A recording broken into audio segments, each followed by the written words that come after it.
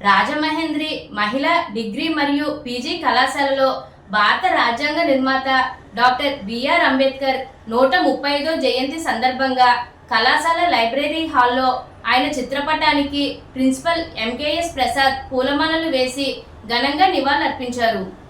ఈ సందర్భంగా principal MKS Prasad మాట్లాడుతూ, బాబాసాహెబ్ అంబేద్కర్ రాసిన భారత రాజ్యాంగం వల్లనే భారతదేశంలో అన్ని మతాలు, కులాలు, దళిత, బడుగు, బలహీన, అణగారిన వర్గాల ప్రజలు సుఖశాంతులతో జీవనం సాగిస్తున్నారని అన్నారు. అసలు అంబేద్కర్ని ఏ ఒక్క కులానికో మతానికో ఆపాదించడం సరికాదని అన్నారు. ఆయన అందరినీ సమభావంతో చూడాలని కోరుకునేవారని అన్నారు. ఈ కార్యక్రమంలో కళాశాల ఎన్ఎస్ఎస్ పిఓ దంటు వీర వెంకట్రావు, కళాశాల ఎన్ఎస్ఎస్ వాలంటీర్లు, అధ్యాపకులు, విద్యార్థులు మరియు అధ్యాపకేతర సిబ్బంది తదితరులు పాల్గొన్నారు.